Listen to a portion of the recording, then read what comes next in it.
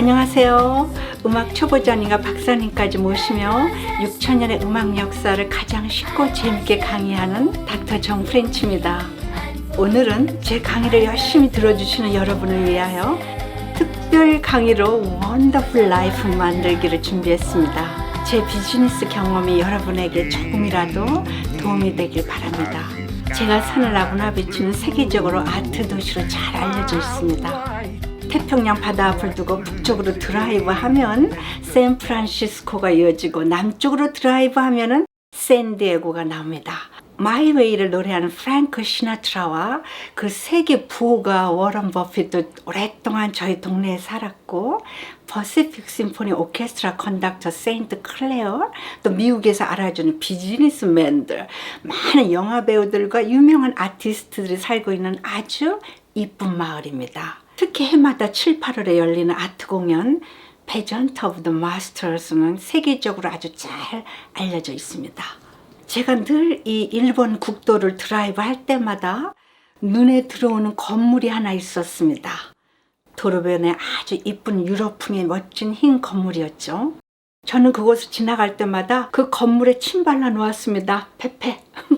제가 10년 이상 미국 총판으로 운영해온 태반 화장품, 또 제가 직접 디자인한 주얼리, 그리고 돈을 밝히는 의사가 아닌 이국종 교수님 같은 제 의사 남편을 돕기 위해서 거의 15년간 해오던 이베이 명품 비즈니스를 모두 한 곳에 모아서 토털 비즈니스로 제 건물에서 운영하면 시간도 절약하고 또 훨씬 효율적이겠다, 이렇게 생각한 것입니다. 코로나 19이 터지기 전 2019년 9월 어느 날, 놀랍게도 얼마 안 가서 그 건물에 리스라고 붙어 있었고, 이때다 하며 건물 전체를 빌렸습니다. 드디어 도토리 컬렉션이 회사를 만들어 호주와 10년간 해온 화장품 비즈니스 에이컨 추리, 그리고 제가 디자인한 주얼리들, 그리고 이베이와 명품을 연결해서 드디어 10월 중순에 아주 멋진 도토리 컬렉션을 오프닝하였습니다. 동네 헤어 디자이너들이 와서 모델들의 스타일을 만들어주고, 코디를 하면 멋진 음악 속의 패션쇼를 하면서 거의 200명의 방문객과 함께 멋진 오프닝을 하였습니다. 그랜드 피아노를 갖다 놓아 아무나 칠 수 있게 분위기를 만들었고, 커피나 다과를 할 수 있는 이쁜 공간도 만들어 많은 사람들이 지나가다가 쉴 수 있는 그런 아름다운 공간을 만들어 놨습니다. 명품 스토어를 열자 이 고가 제품들을 팔아달라고 들고 오는 사람들은 거의 뉴포트 비치와 라구나 비치에 사는 아주 불중의 백인들이었으며, 생각지도 않았던 것은 거의 전혀 사용하지도 않은 에르메스, 디올, 샤넬, 루비통, 구찌, 가격표 태그가 그대로 붙은 한 번도 안 쓴 제품을 팔아달라고 들고 오는 것입니다. 그 중에는 유명인도 꽤 있었습니다. 여기서 그들의 비하인드 스토리를 알게 되었습니다.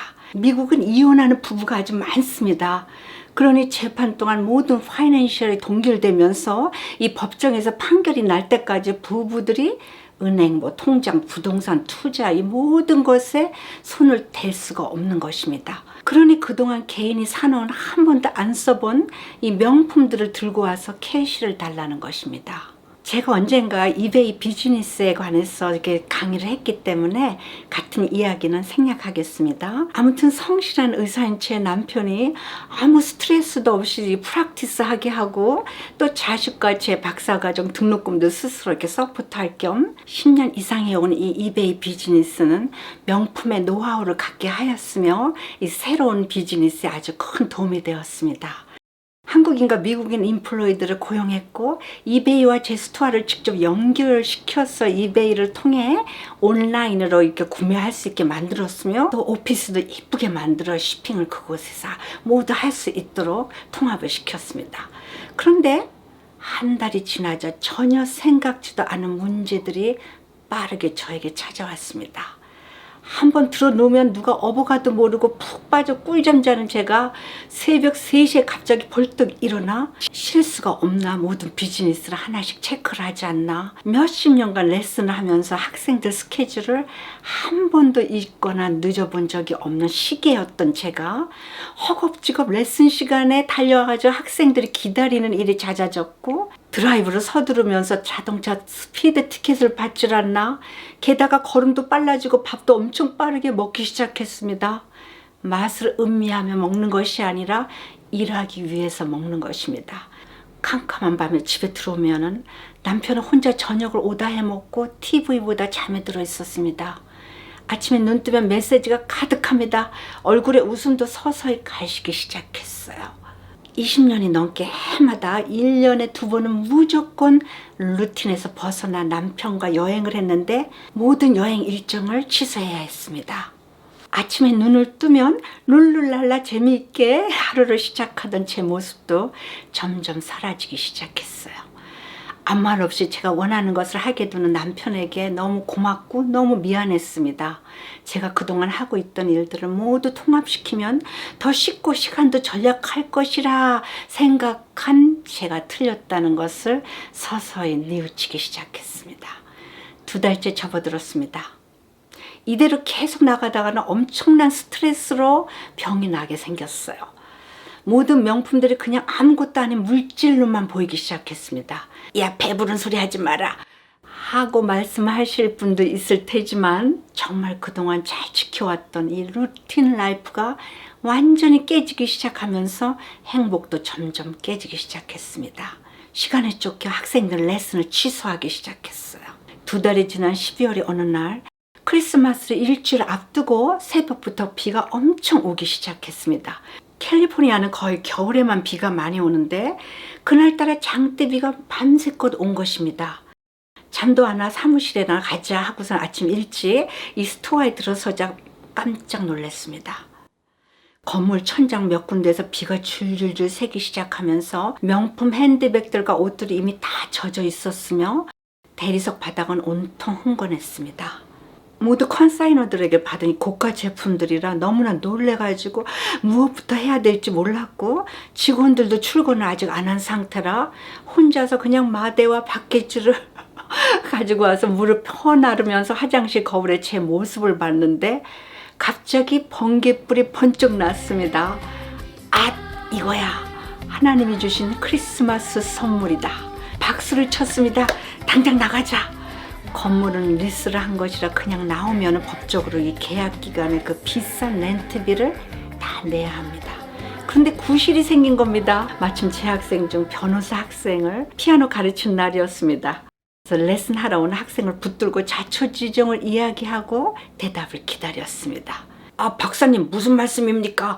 페널티 걱정할 게 아니고 그 비싼 명품 가방들 데미지 간 것 전부 보상, 스트레스, 잃어버린 시간, 비즈니스를 못하니 손해배상 등 모두 받아내야 합니다. 제가 당장 레터를 건물주에게 보내 전부 처리할 때는 걱정 마십시오. 저는 카르마를 믿는 편입니다. 남을 허투하거나 험한 말을 하던가 내 이득을 위해 남을 이용한다면 그 이상을 대물림 받는다고 믿기에 건물주가 일부러 그런 것도 아니고 또 저는 이 기회에 빨리 스트레스에서 벗어나는 찬스였기 때문에 나가게만 된다면 만족하다고 학생에게 설명을 했습니다. 상황을 자세히 써서 제가 원하는 것을 레터에 써서 건물주에게 보냈고 하루 만에 당장 수락이 됐습니다. 당연히 제가 손해배상을 청구를 한 것이라고 생각했는데 그렇지 않으니까 너무 좋아했겠죠. 저는 즉시 그 다음날 바로 트럭과 동네 큰 스토리지를 빌려 제품들을 전부 그곳으로 이동시켰습니다. 모든 컨사이너들에게 연락을 해 상황을 알리고 제품들을 돌려주면서 데미지가 아닌 그 제품들은 판매한 것으로 쳐서 계약대로 퍼센테이지를 컨사이너에게 돌려주니 모두들 좋아했습니다. 돈은 잃었지만 행복을 다시 찾게 되었으니 잃은 것이 아니라 오히려 큰 것을 배우고 얻었다는 생각이 들었습니다. 그날 밤 2달 만에 처음으로 9시간 아무 생각 없이 푹 떨어져 곰처럼 잤으며 그 다음날 거울 속의 제 모습은 세상에서 가장 평화로워 보였습니다. 며칠 지나 남편이 저에게 흰 봉투를 건넸습니다. 봉투를 열어보니 돈이 아니고 바로 3주간 인도 여행 패키지였습니다.